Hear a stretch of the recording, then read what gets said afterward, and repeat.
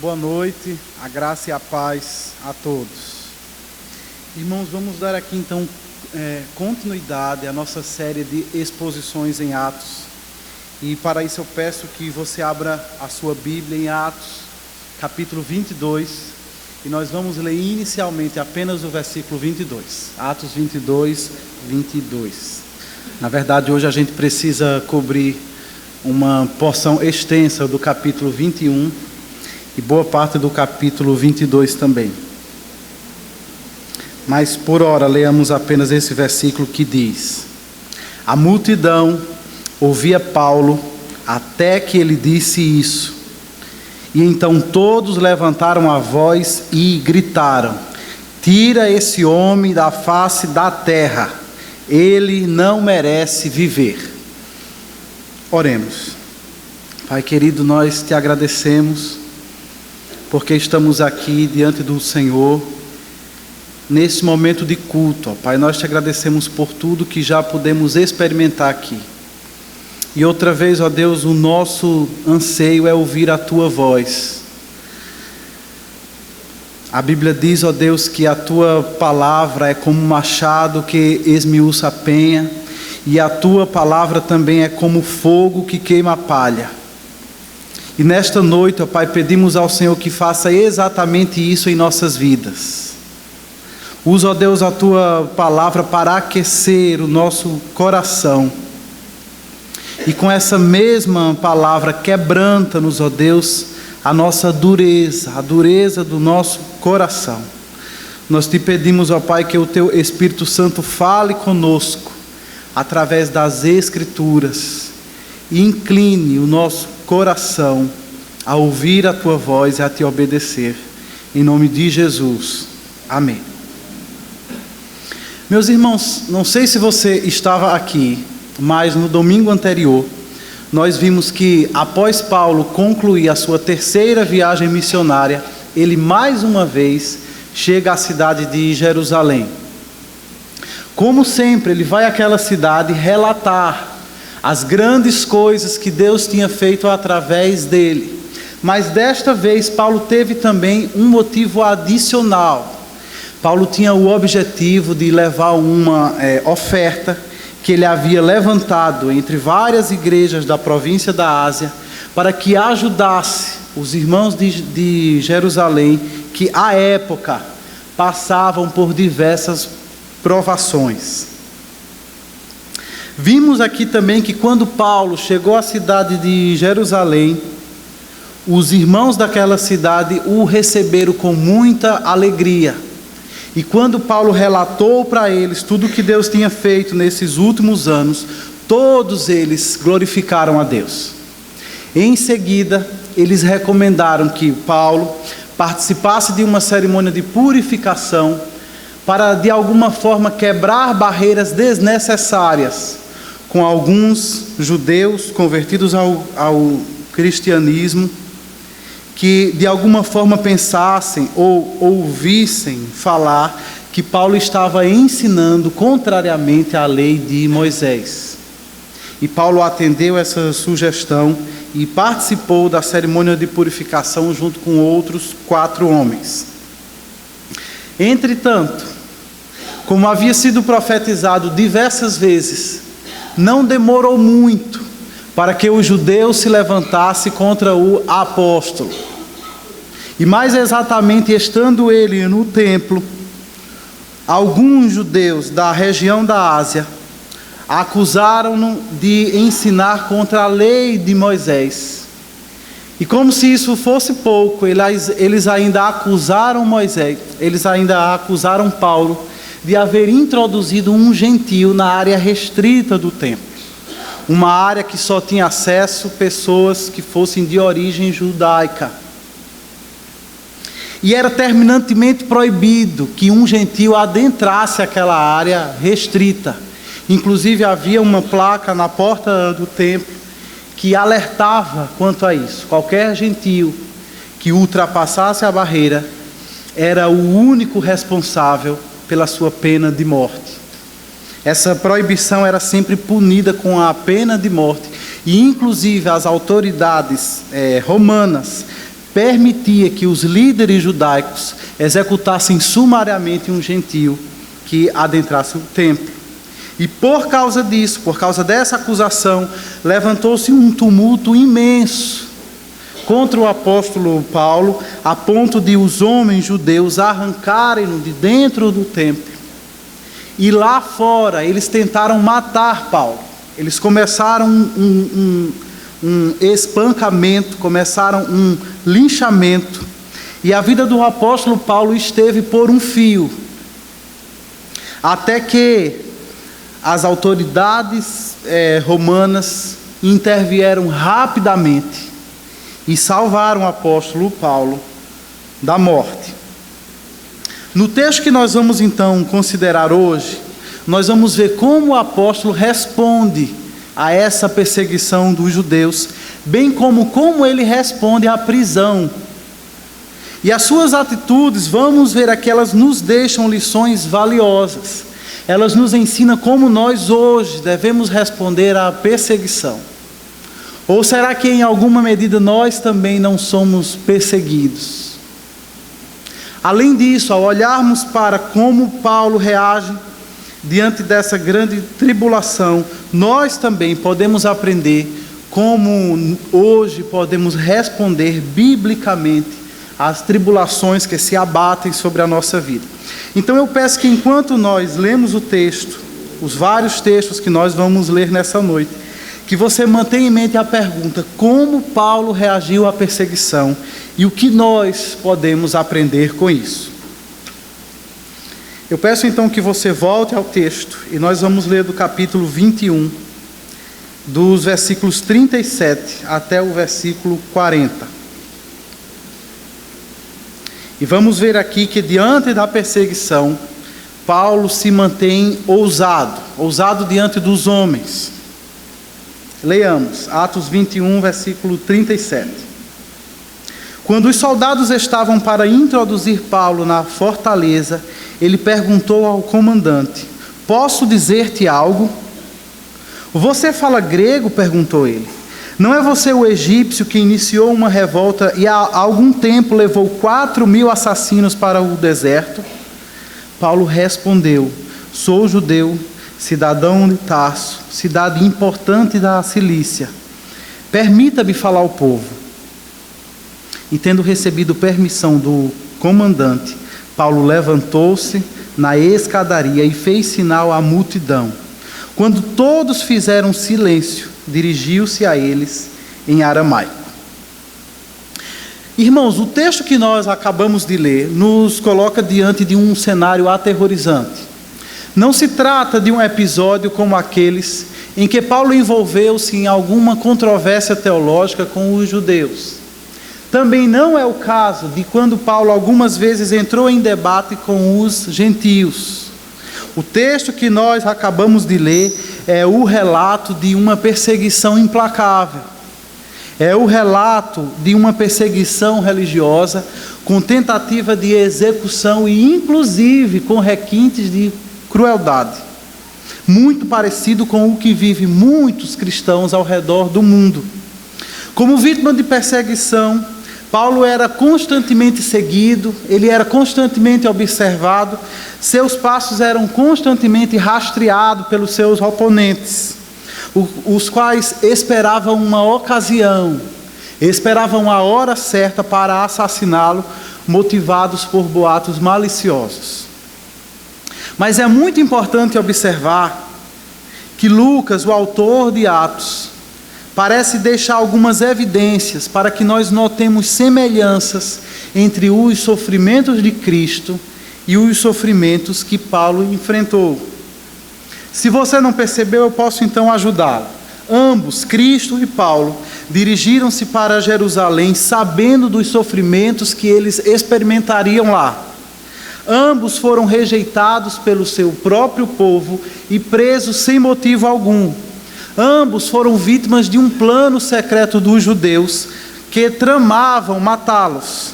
Ambos foram acusados injustamente e inclusive de ensinarem contra o templo. Ambos foram agredidos fisicamente. E ambos foram submetidos a uma série de julgamentos com as autoridades judaicas e com as autoridades romanas. E acima de tudo, ambos, Jesus Cristo e Paulo, tiveram que suportar o tumulto e o barulho aterrorizante de uma multidão que não parava de dizer: mate-o. Qual será então, meus irmãos, a intenção de Lucas ao nos mostrar essas semelhanças? O que será que ele tem a dizer com tudo isso? Será que de alguma forma Lucas está aqui querendo exaltar Paulo e colocá-lo no mesmo patamar de Cristo? Com certeza não. A intenção de Lucas aqui é mostrar que todos os seguidores de Cristo, à semelhança do seu mestre, devem esperar ser perseguidos. A intenção de Lucas provavelmente é nos relembrar que se nós vamos de fato seguir a Cristo, então não há outra forma de fazer isto, senão tomando a nossa cruz e seguindo a Cristo em seu sofrimento. Como Paulo bem observou em uma de suas cartas, os sofrimentos de Cristo transbordam sobre nós. Transbordam sobre nós. Por quê? Porque, como disse Paulo também em uma outra carta, de fato, todos os que desejam viver piedosamente com Cristo Jesus serão perseguidos. Entretanto, meus irmãos, meditando no texto que lemos, primeiramente o que me chama a atenção é o fato surpreendente de que logo imediatamente após uma tentativa de linchamento, Paulo se põe diante de uma multidão furiosa e o seu desejo não é outro senão falar com eles. Você já se imaginou numa situação dessa? Se você por um fio escapasse de ser espancado até a morte, o que mais você desejaria fazer na sequência? Se você é uma pessoa normal, provavelmente você estaria sem atitude alguma. Você estaria com as suas pernas trêmulas, você estaria sem voz, você estaria em choque. E tudo que você desejaria fazer era sair daquele lugar o mais rápido possível. Mas nós olhamos aqui para Paulo neste texto e Paulo ainda quer continuar na cena da sua agressão, na intenção de alguma forma falar com eles. E eu fico pensando como é que Paulo conseguiu falar numa situação difícil como aquela. Como é que ele de alguma forma podia colocar a sua cabeça no lugar e organizar algumas ideias para poder transmiti-las ao povo. Como é que ele podia se manter de pé diante de tantos machucões, diante de tantos ferimentos que estavam sobre o seu corpo? Como é que ele iria se concentrar para falar uma palavra que fosse, a despeito de toda a dor que ele estava sentindo naquele exato momento? Por causa disso, Paulo pediu permissão para falar. Esse pedido de permissão ele foi feito em língua grega.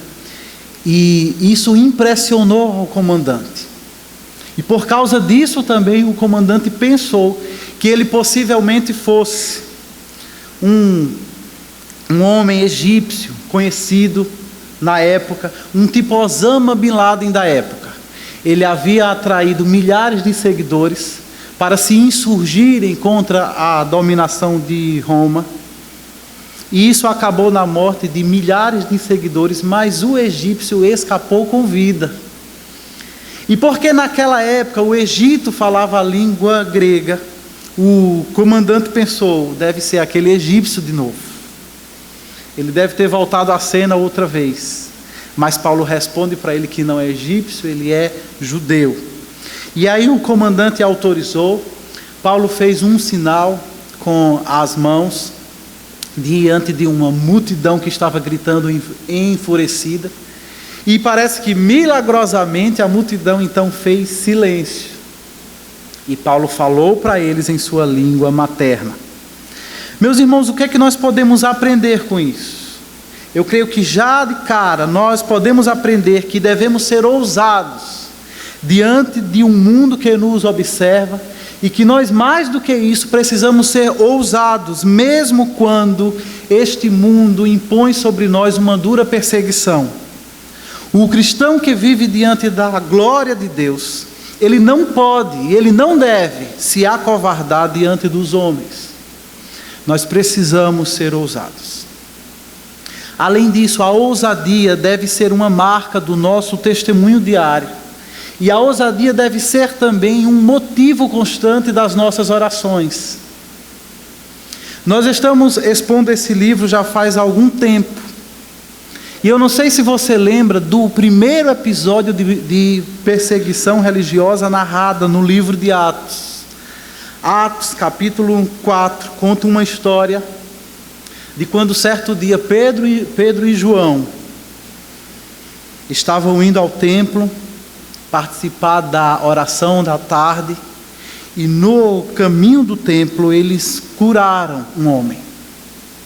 Após essa cura, houve um alvoroço e eles viram ali uma oportunidade para outra vez pregar aos judeus que ali estavam. Sendo que essa cura e essa pregação custaram a liberdade de Pedro e João. Vieram as autoridades judaicas e imediatamente detiveram aqueles homens, levando-os ao cárcere. No dia seguinte, eles os interrogaram. E a partir daquilo que tudo que eles ouviram, e a partir daquilo que eles tinham observado, a conclusão que as autoridades religiosas judaicas chegaram é bem interessante. Está registrada no capítulo 4, versículo 13, quando diz: ao verem a ousadia de Pedro e João, sabendo que eram homens iletrados e incultos, ficaram admirados e reconheceram que eles haviam estado com Jesus. Não é impressionante isso? Autoridades religiosas examinam homens incultos, mas a partir da ousadia observada neles, eles não podem chegar a outra conclusão senão de que eles verdadeiramente estiveram com Cristo, de que eles andavam com Cristo, de que eles eram autênticos servidores de Cristo. O mais interessante ainda é que, após serem soltos, os apóstolos Pedro e João procuram a igreja e contam para eles tudo o que havia acontecido. Em resposta a tudo isso, a igreja não se acovarda, a igreja não se esconde, a igreja não silencia, mas a igreja junta-se em oração diante de Deus, e a oração deles é: agora, Senhor, olha para as ameaças deles e concede aos teus servos que anunciem a tua palavra com toda a ousadia. Na sequência, o texto diz que, tendo eles orado, tremeu o lugar em que estavam reunidos, e todos ficaram cheios do Espírito Santo e com ousadia anunciavam a palavra de Deus. Você consegue ver a importância que Lucas dá para o elemento da ousadia no testemunho da igreja do primeiro século? Essas pessoas estavam sendo perseguidas, essas pessoas estavam sendo massacradas, essas pessoas estavam tendo a sua vida extremamente limitada e posta em risco por causa da sua ousadia no anúncio de Cristo. Mas em resposta a isso, eles agiam com mais ousadia e inclusive pedindo a Deus que os fizesse cada vez mais ousados no testemunho de Cristo. Entretanto, meus irmãos, é muito importante que nós entendamos o que a Bíblia quer dizer com ousadia. Ousadia, em termos bíblicos, não significa atrevimento. Ousadia não é falta de educação, não é grosseria, não é insensibilidade. Muitas vezes, em algumas atividades evangelísticas da atualidade, muito do que tem sido feito em nome da ousadia não passa de arrogância, não passa de estupidez. Observe, por exemplo, que neste texto que nós acabamos de ler, Paulo foi gentil o suficiente para pedir autorização para falar, não apenas ao comandante, mas quando ele fez um sinal, como se pedisse permissão, e ele esperou até que a multidão fizesse silêncio, para que ele pudesse então proferir o seu discurso. Na verdade, meus irmãos, em termos bíblicos, ousadia significa coragem para falar de Cristo, mesmo quando isso for algo arriscado. Ousadia é a iniciativa para falar de Cristo, mesmo quando ninguém está mais perguntando por Ele. Ousadia é coragem para pregar a Cristo como único e exclusivo Salvador, diante de uma sociedade pluralista, que acredita que qualquer caminho leva a Deus, se é que Ele de fato existe. Ousadia é a coragem para reafirmar a verdade de Deus, revelada na Bíblia, diante de uma cultura relativista, para a qual não há absolutos. Ousadia é fruto que nasce no coração de um homem ou de uma mulher cheio do Espírito Santo e que teme mais a Deus do que aos homens. Portanto, meus irmãos, que nessa noite peçamos ao Senhor que Ele nos dê urgentemente a virtude da ousadia, que nós possamos exercitar a ousadia cristã diariamente e que ela seja um motivo constante das nossas orações, de forma que nós não venhamos a permitir que a oposição do mundo nos torne cristãos covardes, silentes e omissos. Que sejamos todos, meus irmãos, ousados no poder do Espírito Santo. Continuando o texto, nós vamos ver que além de ousado, Paulo também, mesmo diante de dura perseguição, mostra-se um homem fiel em seu testemunho. Para isso eu peço que você continue a leitura conosco. Vamos entrar no capítulo 22 e vamos ler até o versículo 21. Esse é, portanto, o discurso de Paulo. Irmãos e pais, ouçam agora a minha defesa. Quando ouviram que ele lhes falava em aramaico, ficaram em absoluto silêncio. Então Paulo disse: sou judeu, nascido em Tarso, da Cilícia, mas criado nesta cidade. Fui instruído rigorosamente por Gamaliel na lei dos nossos antepassados, sendo tão zeloso por Deus quanto qualquer de vocês hoje. Persegui os seguidores deste caminho até a morte, prendendo tanto homens como mulheres e lançando-os na prisão, como podem testemunhar o sumo sacerdote e todo o sinédrio. Deles cheguei a obter cartas para os seus irmãos em Damasco, e fui até lá a fim de trazer essas pessoas a Jerusalém como prisioneiras para serem punidas. Por volta do meio-dia, eu me aproximava de Damasco, quando de repente uma forte luz vinda do céu brilhou ao meu redor.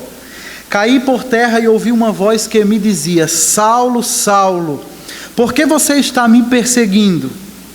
Então perguntei: quem és tu, Senhor? E ele respondeu: eu sou Jesus, o Nazareno, a quem você persegue. Os que me acompanhavam viram a luz, mas não entenderam a voz daquele que falava comigo. E assim perguntei: que devo fazer, Senhor? Disse o Senhor: levante-se, entre em Damasco, onde lhe será dito o que você deve fazer. Os que estavam comigo me levaram pela mão até Damasco, porque o resplendor da luz me deixara cego. Um homem chamado Ananias, fiel seguidor da lei e muito respeitado por todos os judeus que ali viviam, veio ver-me.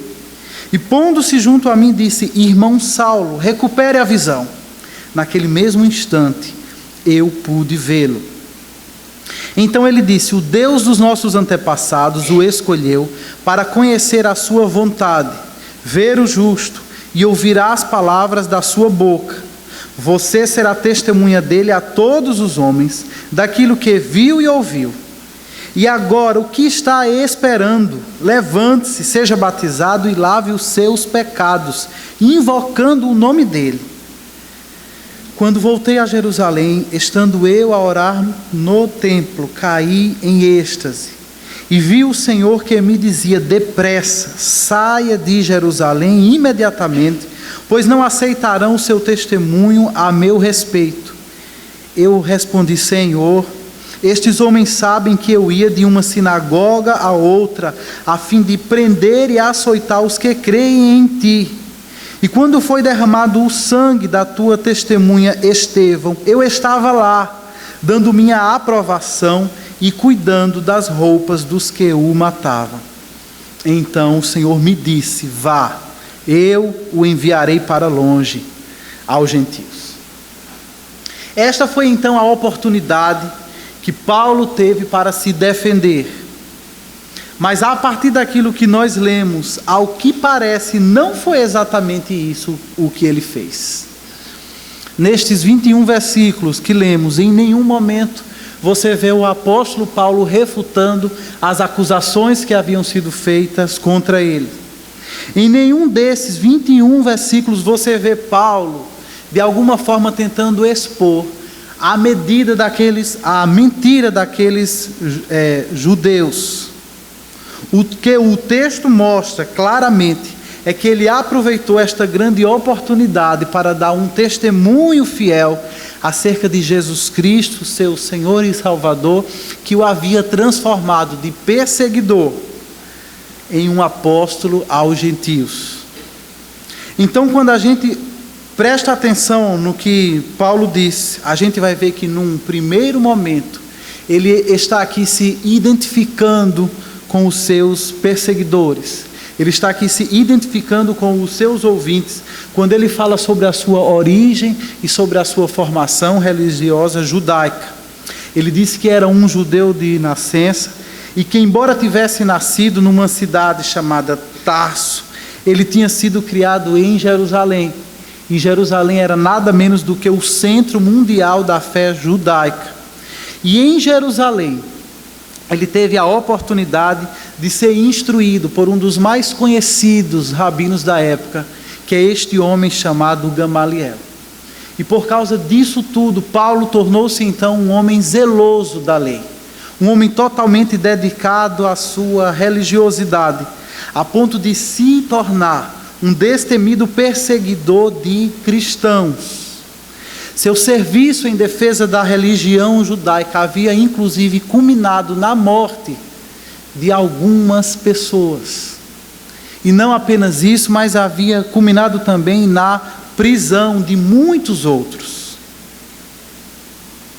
Mas eu queria que você observasse que Paulo, ele demonstra gentileza quando, além de não fazer acusações, ele faz questão de destacar que aquilo que o motivava a perseguir cristãos no passado era a mesma coisa que estava motivando os judeus a persegui-lo naquela época.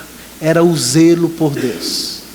Paulo pode se colocar diante deles e dizer: apesar de tudo, eu posso reconhecer que o que vocês estão fazendo hoje é por zelo a Deus. E quanto a isso, ele inclusive pode chamar como as suas testemunhas o sumo sacerdote, e não apenas eles, mas todos os outros membros do sinédrio que ali ouviam. Meus irmãos, isto é o que nós chamamos de zelo sem entendimento. O zelo sem entendimento, ele é um elemento básico de cegueira espiritual em contextos religiosos. E o pior de tudo é que esse zelo sem entendimento, ele é aprovado pelo nosso senso popular. Porque popularmente se diz que não importa no que você acredita, não importa em que você crê, o que importa é que você seja sincero. Mas a Bíblia mostra-nos claramente, não apenas neste texto que lemos, mas em vários outros, que é bem possível que uma pessoa ela seja zelosa na sua busca espiritual, mas que ao mesmo tempo ela não demonstre qualquer entendimento daquilo que está sendo buscado. Ela tem zelo, mas ela não sabe o que de fato ela faz. Outras vezes a Bíblia diz, ou a Bíblia mostra, que é possível que uma pessoa seja sincera na sua busca, aquilo que ela imagina ser Deus. Mas ao mesmo tempo é bem possível que essa sinceridade seja um sincero equívoco. É bem possível que uma pessoa esteja sinceramente equivocada na sua prática religiosa.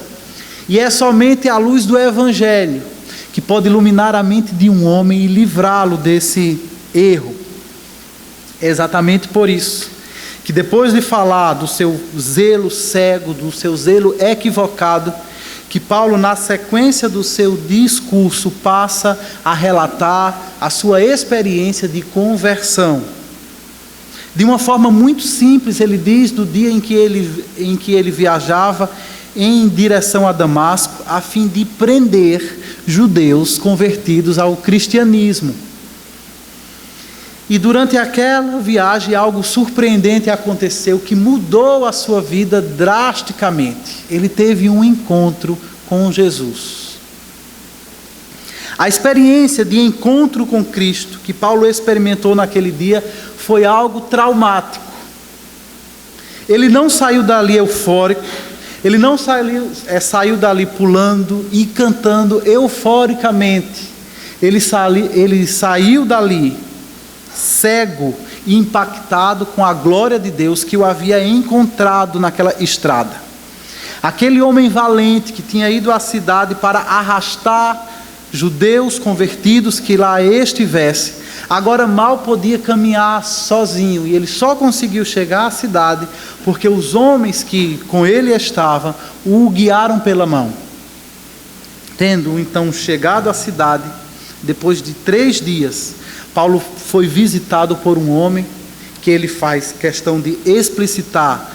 O seu nome é Ananias e trata-se de um judeu piedoso, também convertido ao cristianismo e que, além do mais, tinha boa reputação na comunidade judaica local.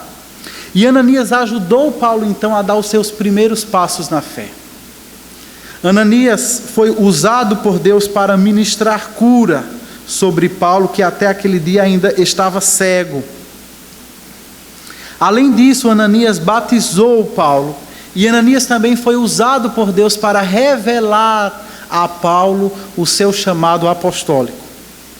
Qual seria então o objetivo de Paulo ao relatar a sua experiência, ao relatar o seu testemunho pessoal nessa ocasião tensa?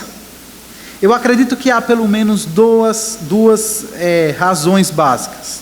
Primeiramente, com essa história, Paulo está demonstrando que, diferente daquilo que tem sido dito acerca dele, ele não é assim tão diferente dos judeus que ali estavam. Paulo então conta da sua origem e ali ele está se identificando com eles. Paulo está dizendo que compartilha com eles a mesma origem étnica e a mesma origem religiosa. Paulo está querendo dizer, nós fazemos parte do mesmo povo. Paulo também está querendo demonstrar que, como um judeu zeloso que sempre foi, ele tinha grande respeito pela lei de Moisés. E além disso, ele tinha um grande apreço pelo templo. E que, acima de tudo, ele tinha, e igualmente aos seus ouvintes judeus, zelo por Deus. Porém, Paulo também está destacando que ele não é exatamente igual àquelas pessoas que o ouvem.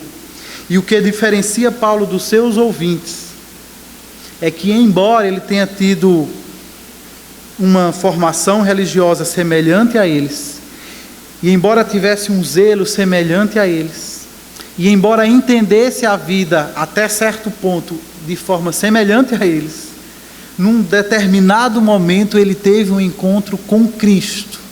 E isso o transformou profundamente. E a partir daquele dia, Paulo tornou-se não apenas uma fiel testemunha de Cristo, mas ele tornou-se um apóstolo de Cristo. E era justamente por causa disso que agora ele estava sendo perseguido.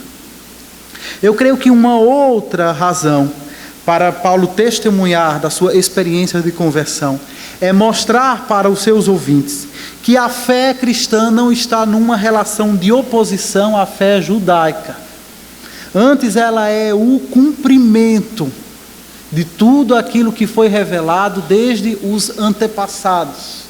Paulo está com isso dizendo que, embora ele fosse incompreendido pelos seus compatriotas, Paulo sabia que continuava servindo fielmente ao Deus dos seus antepassados.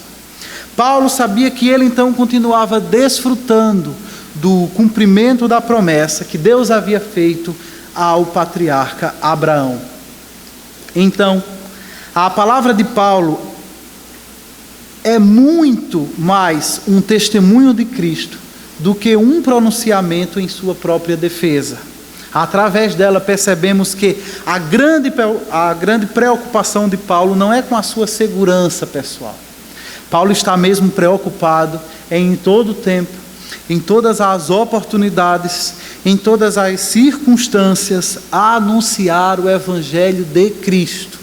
E isso, por si só, nos deixa uma grande lição, que mesmo diante da cegueira espiritual de muitas pessoas que estão à nossa volta, nós simplesmente não podemos silenciar o nosso testemunho. Nós devemos ser fiéis no testemunho de Cristo, mesmo diante dos maiores riscos. Meus irmãos, sempre foi arriscado para qualquer pessoa seguir a Cristo. E mais arriscado ainda se essa pessoa decide ser um mensageiro de Cristo. Nunca houve um tempo, em todo o relato bíblico, em que fosse seguro para um homem colocar-se como mensageiro da parte de Deus. Sempre foi arriscado. Sempre a vida destes homens esteve em risco. Sempre eles foram mal entendidos. Sempre eles foram perseguidos.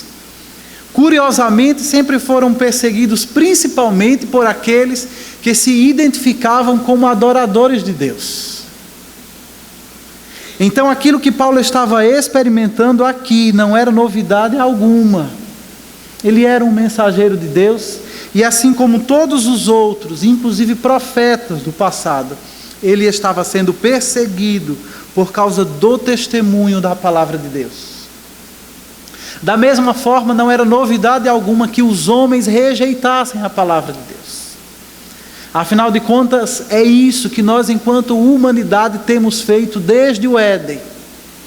Os nossos primeiros pais rejeitaram a palavra de Deus para dar ouvidos à voz da serpente. E depois deles, os seus descendentes, portadores de uma natureza pecaminosa, não fazem outra coisa, a menos que Deus intervenha em sua vida e mude a disposição do seu coração. Portanto, meus irmãos, o desafio da evangelização, ele não pode ser encarado sem que os nossos olhos estejam completamente fixos e fitos em Deus. Se nós olharmos demais para os homens, se nós considerarmos demais a sua hostilidade contra Deus, se nós nos deixarmos impressionar pela sua rebelião contra a palavra de Deus, nós rapidamente vamos silenciar o nosso testemunho. Se nós formos inclusive fazer conta de tudo o que nós poderemos perder neste mundo por sermos testemunhas de Cristo, nós vamos rapidamente desanimar na tarefa de levarmos à frente a mensagem do Evangelho.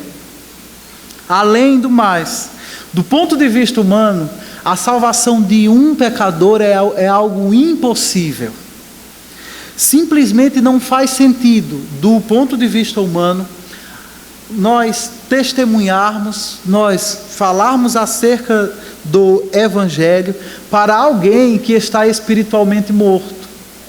Qual é o sentido que faz você apresentar toda a glória de Cristo, toda a beleza de Cristo para alguém que está espiritualmente morto e que nesta condição não consegue entender e muito menos responder positivamente a nossa mensagem? Tomando aqui o exemplo de Paulo, que sentido fazia Paulo compartilhar outra vez a sua experiência com Cristo, se era justamente por causa de Cristo que ele havia sido perseguido. Ao fazer isso, Paulo estava produzindo provas contra si mesmo e provocando ainda mais os seus ouvintes, como a reação deles na sequência vai provar-nos.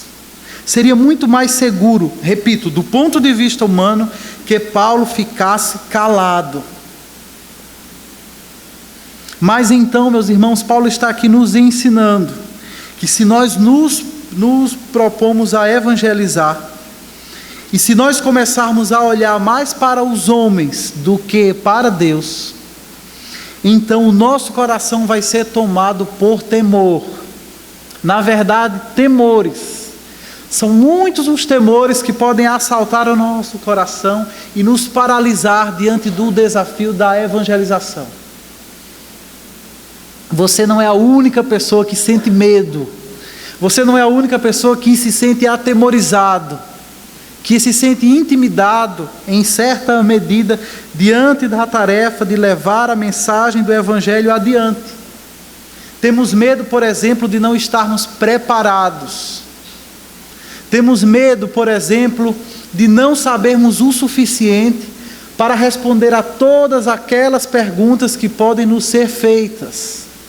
Algumas pessoas já me disseram: Diogo, e se eu na hora não conseguir encontrar nenhum versículo bíblico? Temos medo, meus irmãos, de sermos rejeitados pelos homens. E temos medo ao mesmo tempo de ofender a esses homens com a nossa evangelização. E acima de tudo, eu sei por experiência própria que nós temos medo de não obter resultados. É muito comum que pessoas, isso a gente observa, por exemplo, facilmente em projetos evangelísticos, onde os participantes chegam ali e uma ansiedade que toma o coração deles é: e se eu pregar e ninguém ouvir? E se eu falar de Jesus e ninguém decidir segui-lo? E se eu falar e não conseguir ganhar nenhuma pessoa para Cristo? Temos medo dos resultados, como se os resultados da nossa evangelização dependessem de nós, ou como se o resultado da nossa evangelização dependesse daqueles que nos ouvem. E observe que em todos esses temores há algo em comum, é que todos eles estão centrados no homem e não em Deus. São temores centrados no homem, naquele que fala, ou no homem, aquele que ouve. E é por causa disso que Paulo nos ensina que diante da tarefa do nosso testemunho de Cristo, nós precisamos olhar mais para Deus e menos para os homens à nossa volta. E então, meus irmãos, nesse contexto é também necessário entender que da perspectiva de Deus, saindo um pouco do ponto de vista humano, da perspectiva de Deus, a salvação de qualquer pessoa é um milagre. Às vezes a gente conhece pessoas que são visivelmente difíceis, pessoas que são visivelmente resistentes ao Evangelho. E nós olhamos para elas e pensamos: meu Deus, esse aí só um milagre. E sabe, irmãos, isso é um engano imenso. Porque a conversão de qualquer pessoa só pode se dar realmente por um milagre. Todas as pessoas são igualmente difíceis diante do milagre e do efeito sobrenatural da salvação. E é por causa disso que nós precisamos olhar para Deus. É na esperança de que esse milagre aconteça que nós, cristãos, não podemos deixar de evangelizar aquelas pessoas que estão em nossa zona de influência. É somente olhando para Deus, a quem pertence a salvação, que nós podemos perseverar em nosso testemunho, mesmo diante de tamanha incredulidade e mesmo diante dos muitos riscos inerentes à evangelização. Então, nessa noite, eu quero desafiá-lo a que você fite os seus olhos em Deus e que assim você não desista de testemunhar para os seus filhos descrentes. Eu quero encorajá-lo a nessa noite a meditar profundamente no poder de Deus. E que assim fazendo, você não pare de compartilhar o Evangelho com aquele seu cônjuge que ainda não conhece a Cristo. Mesmo tendo sido exposto ao Evangelho por tantas vezes e por tanto tempo. Permita que nessa noite a maravilhosa graça de Deus encha outra vez os seus olhos e encha a sua vida, de forma a que você não desanime no propósito de levar o Evangelho àquelas pessoas que são do seu convívio e que, por mais que você compartilhe o Evangelho para elas, elas não demonstram ainda nenhuma evidência de estarem entendendo ou de estarem exercendo fé em Cristo. Também, meus irmãos, nós precisamos ter sempre em mente, para que nós não desistamos da missão de testemunhar, que o resultado do nosso testemunho não depende de nós. Isso é algo que a gente precisa resolver no nosso coração de uma vez por todas. Porque a evangelização, ela já é por si mesma desafiadora. Mas se nós vamos praticá-la, levando dentro da gente ansiedades que são biblicamente inconsistentes, aí a tarefa, em vez de desafiadora, torna-se algo impossível. O resultado da nossa evangelização depende exclusivamente de Deus. E nós podemos, portanto, estar certos e estar seguros de que Deus nunca nos cobrará por resultados. Você pode hoje dormir em paz, durma tranquilo, na certeza de que Deus nunca vai avaliar você pelo número de pessoas que você ganhou para Cristo. A salvação pertence ao Senhor. E o resultado do nosso testemunho também pertence a Ele. E o que Deus requer de nós não é resultados. O que Deus requer de nós é que nós sejamos testemunhas fiéis de Cristo, compartilhando o Evangelho da graça de Deus, no poder do Espírito Santo e deixando os resultados nas mãos de Deus. Mas, por favor, cristão, ao se envolver com a evangelização, siga o exemplo de Paulo. E faça isso com toda a gentileza. O apóstolo Paulo dá-nos uma lição brilhante de como podemos ser gentis, de como podemos ser amáveis, de como podemos ser respeitosos em nossa evangelização, mesmo diante de uma situação tensa, mesmo diante do desprezo, mesmo diante do ódio dos homens que ouvem e que observam o nosso testemunho. Quando ele refere-se àqueles homens, ele chama-os de pais e irmãos. Paulo não faz acusações contra eles, mas Paulo trata de salientar aquelas virtudes positivas que ele podia encontrar neles. O apóstolo Pedro também fala sobre isso de uma forma maravilhosa. Pedro, em sua carta, diz: estejam sempre preparados para responder a qualquer que lhes pedir a razão da esperança que há em vocês. E aí Pedro também nos ensina como. Ele diz: contudo, façam isso com mansidão e respeito. Mansidão e respeito, conservando boa consciência, de forma que os que falam maldosamente contra o bom procedimento de vocês, porque estão em Cristo, fiquem envergonhados das suas calúnias. Nós devemos ser testemunhas fiéis de Cristo. Nós devemos compartilhar a mensagem de Cristo mesmo diante da perseguição. Mesmo quando o mundo tenta silenciar a nossa voz, nós precisamos nos pôr firmes na pregação do Evangelho. Mas para isso existe um modo certo. Para isso existe a forma correta determinada por Deus. E a forma é com mansidão e com respeito. Nós precisamos começar a evangelizar de forma respeitosa e prosseguir evangelizando respeitosamente até o fim. Não podemos começar com mansidão e terminar o nosso discurso de forma alterada. Não podemos começar o nosso discurso de forma respeitosa e terminar em provocações, reagindo a provocações que os nossos ouvintes fazem quando estão rejeitando o Evangelho.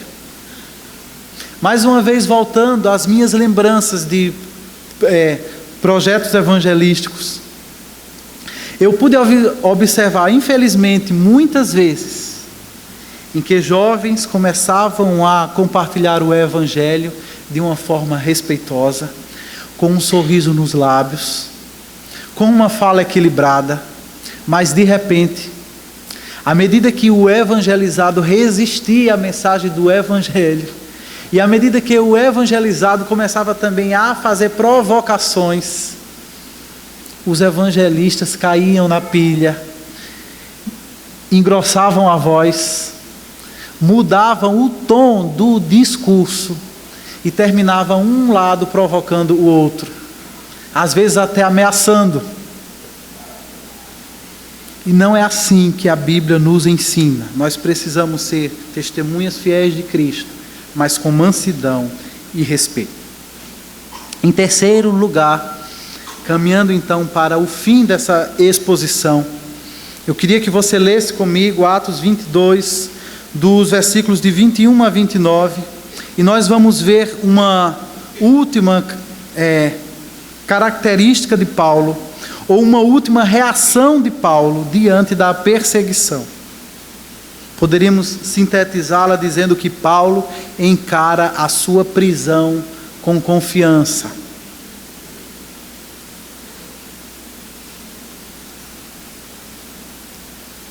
Leamos.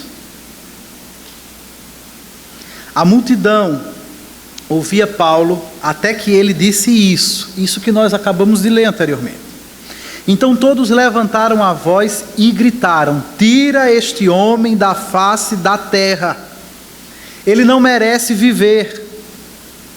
E estando eles gritando, tirando suas capas e lançando poeira para o ar, o comandante ordenou que Paulo fosse levado à fortaleza e fosse açoitado e interrogado para saber por que o povo gritava daquela forma contra ele.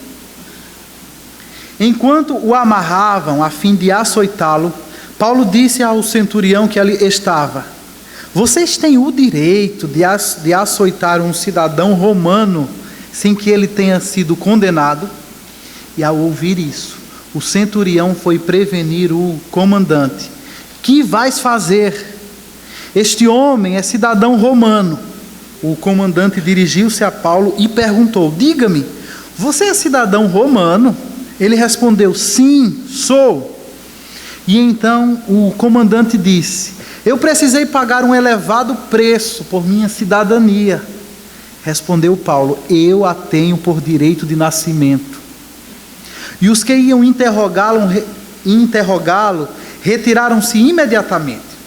O próprio comandante ficou alarmado ao saber que havia prendido um cidadão romano.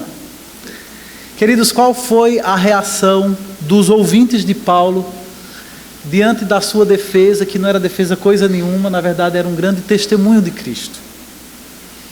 A reação deles, vocês leram, eles ouviram com atenção, mas a certa altura da mensagem eles se enfureceram. Provavelmente eles se enfureceram quando Paulo disse que foi comissionado por Deus para pregar Cristo aos gentios. Os judeus também tinham prática de fazer prosélitos, pessoas convertidas ao judaísmo.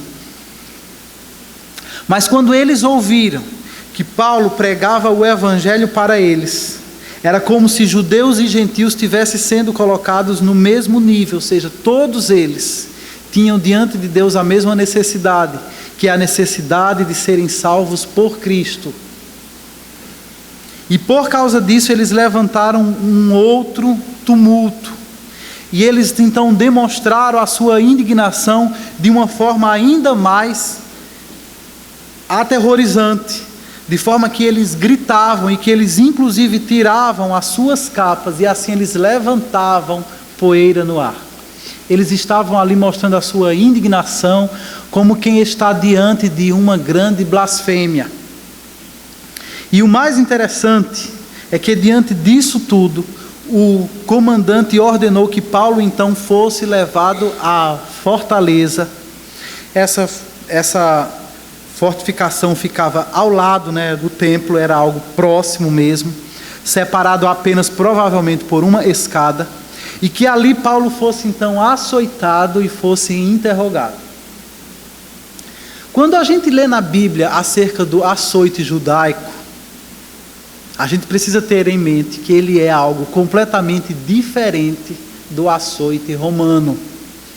O açoite judaico, ele era ainda em alguma medida humano, se é que pode dizer que um açoite pode ser humano, mas eles preservavam pela vida daquela pessoa que estava sendo açoitada.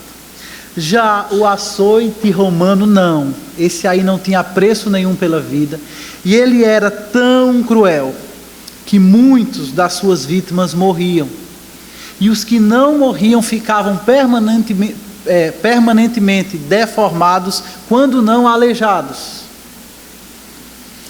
Então é diante desse risco imenso que Paulo revela a sua cidadania romana, porque segundo a lei de Roma, nenhum cidadão poderia ser açoitado sem que antes tivesse sido cabalmente condenado.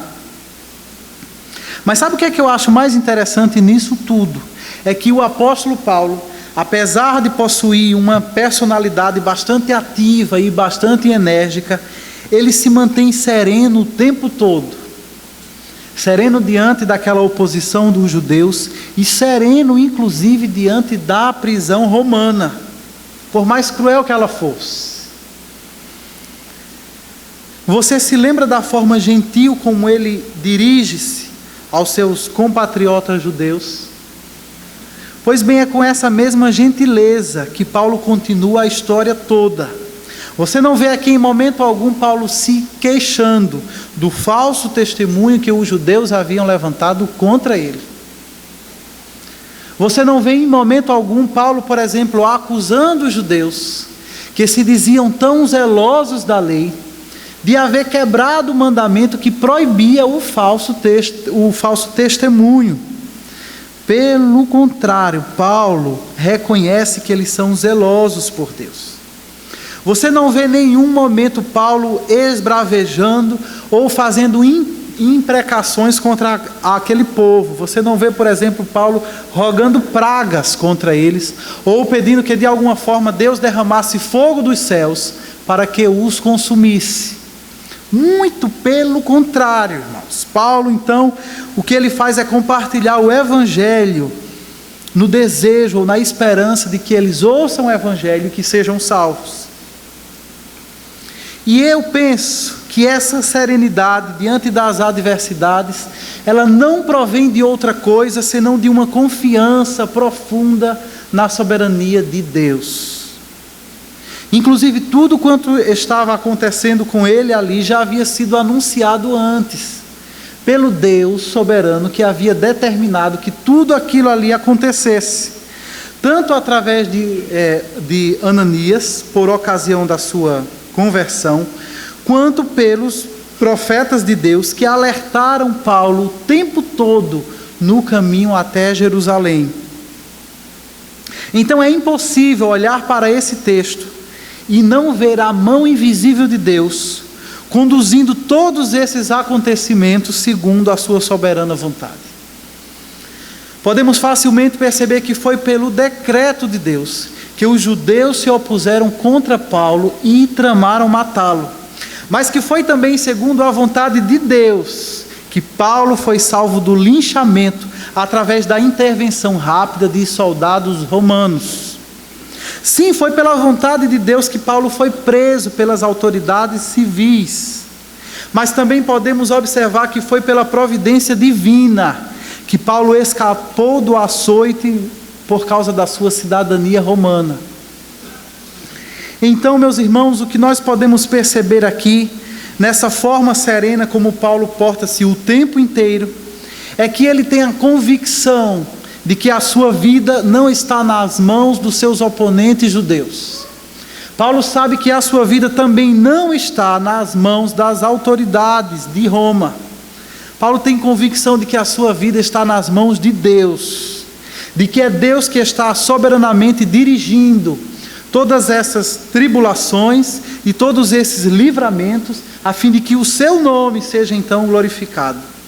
E é esse mesmo Deus que com seu poder soberano preservará a vida do apóstolo Paulo, até que Deus tenha cumprido todo o seu bom propósito para ele. E a mesma coisa acontece conosco. Nem sempre nós entendemos porque Deus permite que nós passemos por tantas adversidades. Nós passamos por situações difíceis e diante dela nós lembramos que a palavra de Deus nos diz que Ele nos ama.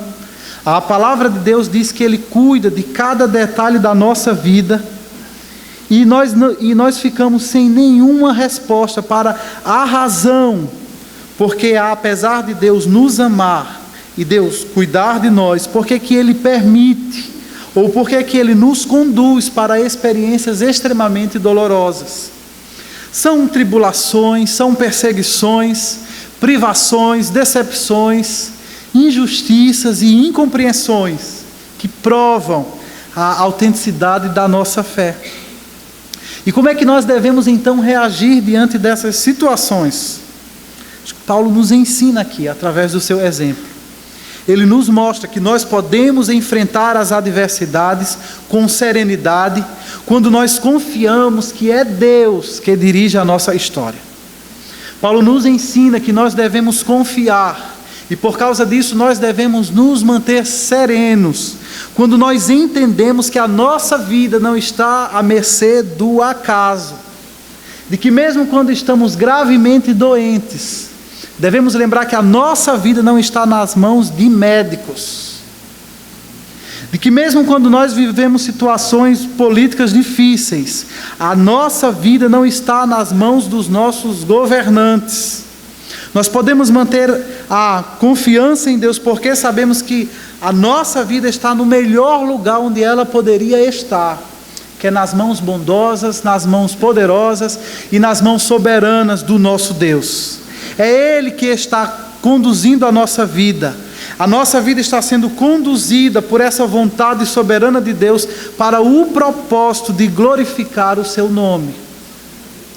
Mas quando nós estamos envolvidos em situações difíceis, nem sempre nós conseguimos ver isso. Quando a gente faz aqui treinamento para líderes de pequenos grupos, eu tenho exibido um documentário antigo, mas que eu acho precioso demais. É a história da igreja Meserete da Etiópia. É uma história verídica. Em 1982, o governo comunista tomou conta da Etiópia. E por causa disso, a igreja passou à clandestinidade. Aquela igreja que gozava de liberdade há tantos séculos, de uma hora para outra, se viu numa situação de extrema vulnerabilidade, se viu num risco imenso e passou a funcionar na clandestinidade. Não apenas isso, os seus pastores foram presos, os seus membros foram torturados, os seus cultos públicos foram proibidos e os seus templos foram fechados para que fossem transformados em sedes do Partido Comunista. E é interessante notar que naquela situação, todas as outras religiões da Etiópia tiveram permissão para continuar funcionando normalmente, exceto o cristianismo. Até o islamismo pôde continuar livremente as suas atividades. E aquela igreja passou 10 anos, de 1982 até 1992, sofrendo terrivelmente nas mãos de um governo comunista. Muitas vezes, eles contam que se reuniam secretamente para adorar a Deus, mas que por horas eles não conseguiam falar uma palavra sequer. Eles apenas choravam na presença de Deus, quando eles lembravam que naquele mesmo momento, os seus líderes estavam presos, e que provavelmente passavam por muito frio e muita fome. E a igreja aprendeu a depender da graça de Deus, mesmo naquela situação adversa. E 10 anos depois, quando pela graça de Deus o regime comunista caiu, aquela igreja pôde dar as suas caras ao mundo novamente. E agora, aquela igreja que 10 anos atrás tinha apenas 5.000 membros, agora juntaram uma multidão de 50.000 membros. Ela havia crescido 10 vezes mais, agora era uma igreja muito mais forte, muito mais ousada, muito mais fiel em seu testemunho de Cristo e muito mais confiante na soberania do Deus a quem eles haviam servido por tantos anos por debaixo da adversidade.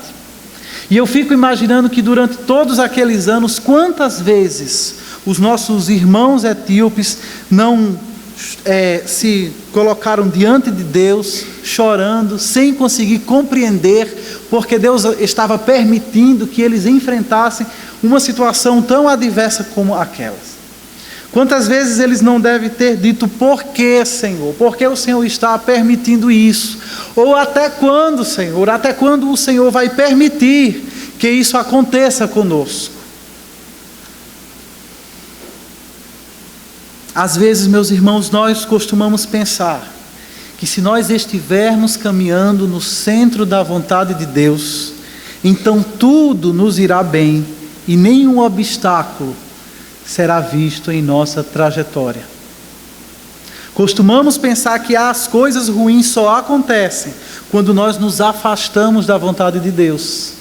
E este relato de Paulo nos mostra que isto simplesmente não é verdade. Paulo era um homem que vivia na vontade de Deus, um homem que havia entregue a sua vida para ser usado por Deus. E não obstante toda essa sua dedicação, todo esse seu alinhamento com a vontade de Deus, Paulo experimentou muitos perigos, muita angústia e muita dor. Mas ele aprendeu a descansar na vontade soberana de Deus, tendo aquela certeza de que, como ele mesmo escreveu, em todas estas coisas nós somos mais do que vencedores por meio daquele que nos amou. E continua Paulo dizendo por quê? Porque Paulo então tem essa convicção. Ele diz: pois eu estou convencido de que nem a morte, nem a vida, nem anjos, nem demônios, nem o presente, nem o futuro, nem quaisquer poderes, nem altura, nem profundidade, nem qualquer outra coisa na criação será capaz de nos separar do amor de Deus que está em Cristo Jesus, o nosso Senhor. E assim, meus irmãos, eu creio que também nós, firmados nesta palavra e no poder do Espírito Santo, nós podemos responder à perseguição, ou nós também podemos responder a quaisquer outras formas de provações com ousadia diante dos homens, com fidelidade no nosso testemunho a Cristo e sobretudo com aquela serenidade sobrenatural que é fruto da plena confiança em Deus. Que Ele nos abençoe. Amém. Oremos. Pai querido, nós te agradecemos porque sabemos que servimos a um Deus vivo, a um Deus que fala com o seu povo. E nós te agradecemos porque nesta noite o Senhor outra vez, pela sua graça, pela sua misericórdia, falou com a igreja reunida aqui neste lugar.